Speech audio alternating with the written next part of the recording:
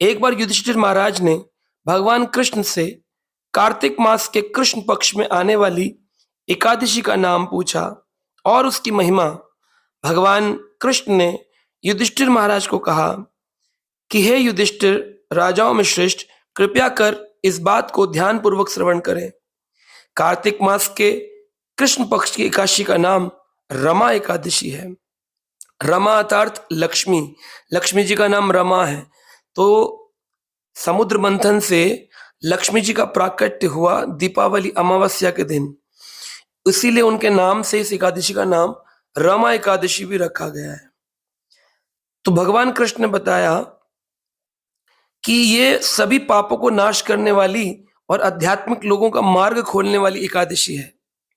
इसके अनजाने में व्रत करने का क्या फल होता है, यह कथा भगवान कृष्ण ने युधिष्ठिर महाराज को सुनाई कि एक बार एक राजा थे जिनका नाम मुचुकुंद था। वो राजा इंद्र, यमराज, वरुण देव, विभीषण सबके मित्र थे। ये मुचुकुंद वह मुचुकुंद नहीं है जिनकी चर्चा श्रीमद् भागवत कथा में आती है।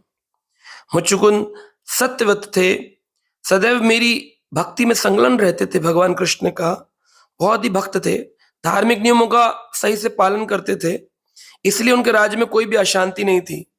मुचुकुंद राजा की एक पुत्री थी, उसका नाम था चंद्रभागा, जिसके नाम से एक पवित्र नदी भी है भारत में, जिसे चंद्रभागा नदी कहते हैं। राजा ने अपनी पुत्री का विवाह चंद्रसेन, उनके एक मित्र थे, उनके पुत्र शोभना से कर दिया। तो एक बार एकादशी का दिन था, शोभना अपनी पत्नी चंद्रभागा को मिलने के लिए अपने ससुर के घर आए, यानी मुचुकुंद जी के घर आए।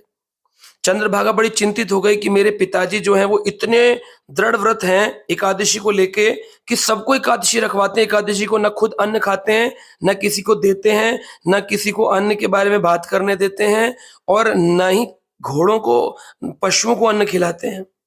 अगर मेरे पति जो कि शरीर से दुर्बल हैं, अगर इस व्रत का पालन करेंगे तो उनकी मृत्यु ना हो जाए। लेकिन जैसी वह चिंतित थी, शोभना जो थे उनको एकादशी का व्रत पालन करना पड़ा।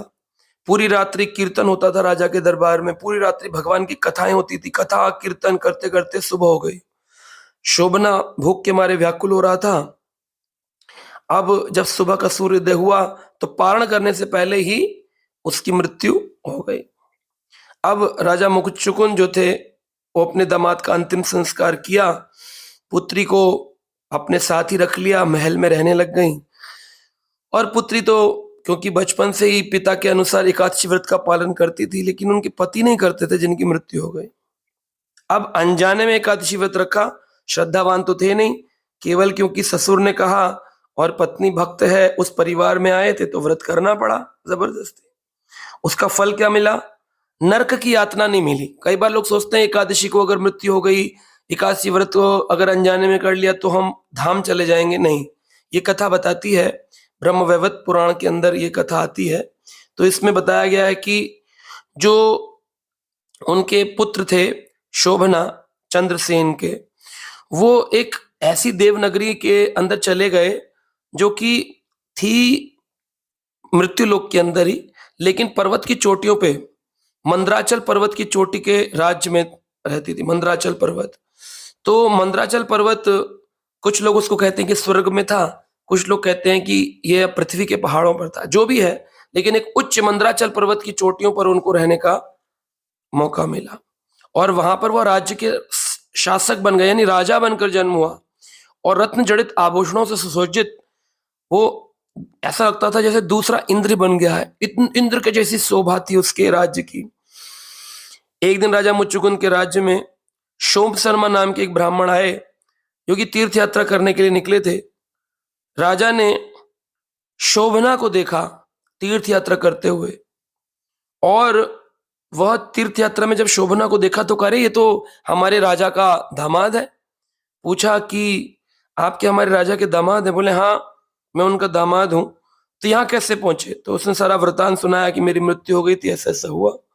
बोले अनजाने में एकादशी रखने का ये फल मिल गया कि तुम्हें नरक में नहीं जाना पड़ा, जबकि तुम भक्त नहीं थे, तो तुमको यह मंदराचल पर्वत का राज्य मिल गया।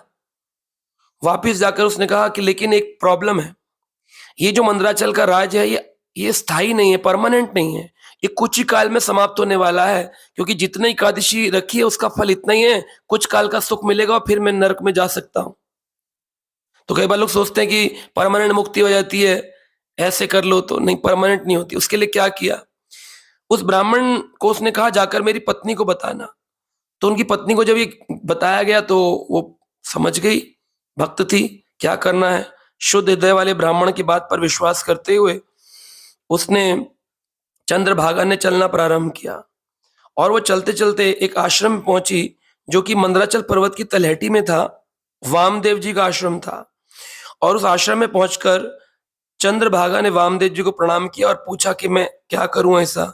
तो उन्होंने कुछ स्तोत्र बोलकर, मंत्र बोलकर जल उसके ऊपर छिड़क दिया। उस महान ऋषि के अनुष्ठान के प्रभाव से वो कई सारी एकादशियों का पुण्य प्राप्त हुआ और उसका शरीर भी दिव्य बन गया, ताकि वो शोभना के दिव्य महल में प्रवेश कर सके।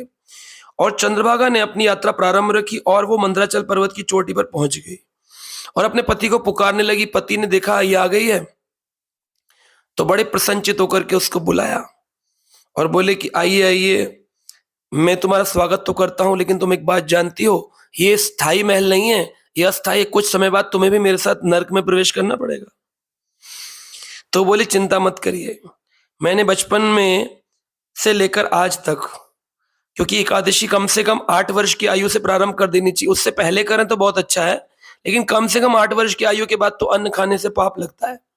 तो बोली मैंने बाल्यकाल से 8 वर्ष की आयु से अब तक कोई भी एकादशी भंग नहीं करी, हमेशा व्रत पालन किया है और मैं सभी एकादशियों के फल को आपको अर्जित करके इस राज्य को स्थायी बनाती हूँ। और जैसे ही जल छोड़ा वैसे ही वो राज्य स्थायी हो गया। दोनों पति पत्नी वहीं पर दिव्य लोक में सिंहासन पर आरूढ़ हो गए और राज्य करने लगे। तो इसलिए भगवान कृष्ण ने कहा, हे युधिष्ठिर, शुक्ल पक्ष और कृष्ण पक्ष दोनों ही एकादशियों का पालन करना चाहिए।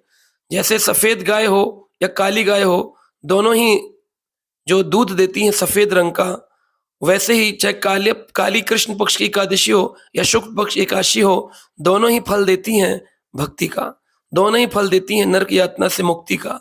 तो ये रमा एकादशी की कथा का श्रवण करने मात्र से भी सभी पापों की मुक्ति होती है, भगवान विष्णु के धाम की प्राप्ति हो सकती है अगर व्यक्ति में भक्ति का भाव हो, श्रद्धा हो। और उसके बाद जब वो लोगों को स्थायी महल मिल गया तो दोनों पति पत्नी ने हर एकादशी का व्रत, 24 एकादशियों का व्रत बड़ी श्रद्धा पूर्वक रखना प्रारंभ किया और भगवान के नाम का कीर्तन भजन करने लगे। बोलो रमा एकादशी महामहोत्सव की जय।